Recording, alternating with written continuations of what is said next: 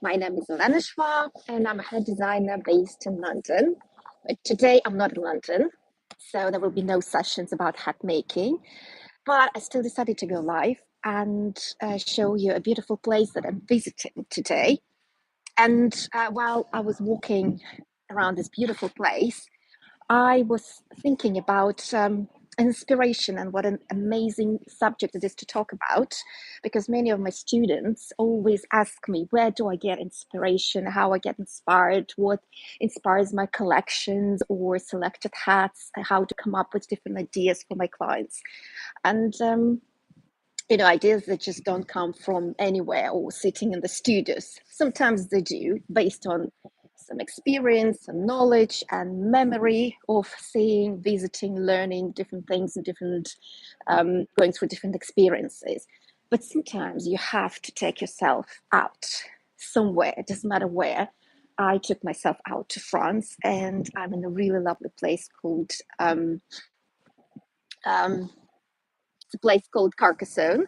Um, the, the streaming is not the best because I'm not in my studio, and I'm just lucky that I have some connection or Wi-Fi, whatever I have available. But what I really wanted to go live and talk to you about is about the inspiration, and I want to show you like a really simple example of how things that surround us and how changing our surroundings can affect our imagination, can affect our inspiration, can affect everything, affect change in our life.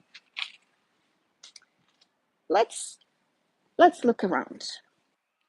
While walking around this beautiful place, which is over 1,000 years old, the first wall was built by Romans 100 years BC, so you can imagine how old all this place is. It's a fortified city surrounded by two walls. First was built the first wall, then there was built another wall, and there's a really beautiful town inside with little streets and little cafes, little shops. It's obviously more touristic now rather than it was before, but still there's so a lot of different details that you can pay attention to and look at that can really bring to amazing inspiration. So, not going too far. Just a second, if I can. Okay. There are a lot of tourists as well, but I'm trying to maneuver. Look at these stones. They're different colors, they're different textures, they're different heights. And when you walk, the feelings of the feet is quite exciting because you can feel the stones underneath you, and you can understand that these stones are 1,000 years old. And looking at the walls, you can see that things are growing, not just grass, but look at that. And what a beautiful color and a beautiful texture. And there's like a yellow and white inside, and there's a little bit of orange. And these colors that sometimes could be inspiration for your designs, for a color palette, or the way the textures and materials that you use that might be inspired just from that.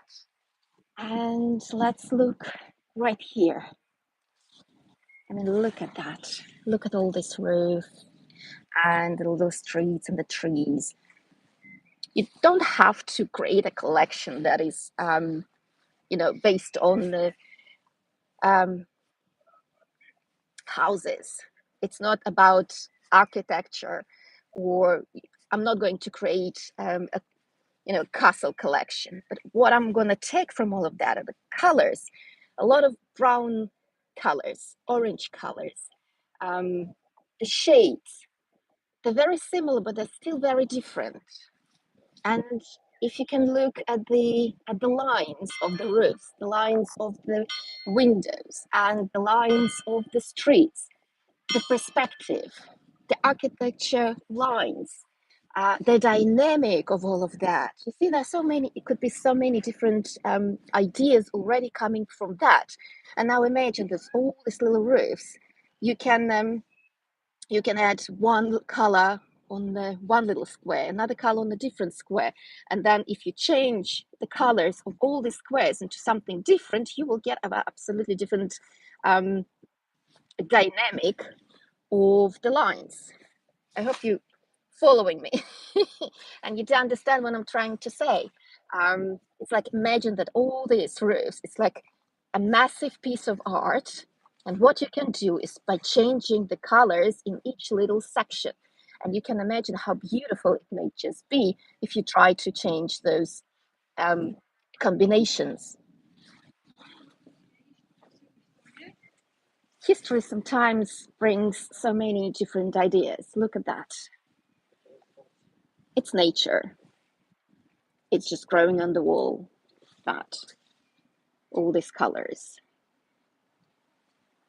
Now it's not just yellow and orange. Now it's added a little bit of white and silver.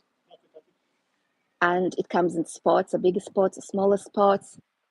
And imagine if you create a piece that is very similar in that combination of colors and texture of the materials. Now think what kind of materials you can use in order to create something like that.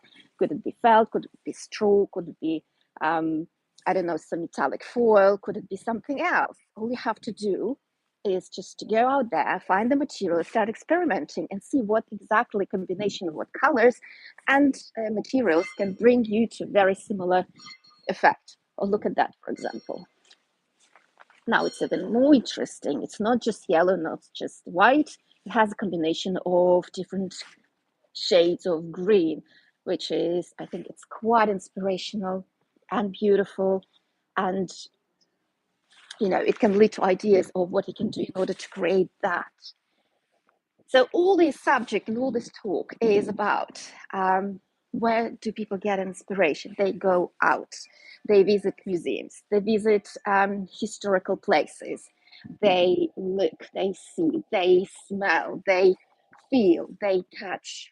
Everything, all the senses are very necessary because all of that goes into your brain. The brain starts processing and, you know, walking and getting out of the routine sort of like gives more space for the brain to absorb all this information and start processing it so that at the end, when you put all together, it goes through and it comes out as an idea, as an outcome, as maybe not finished piece of art, hat, dress, I don't know, a scarf that you're knitting, but at least you might have an idea of what you would like to create, an idea of textures for the materials that you would like to use.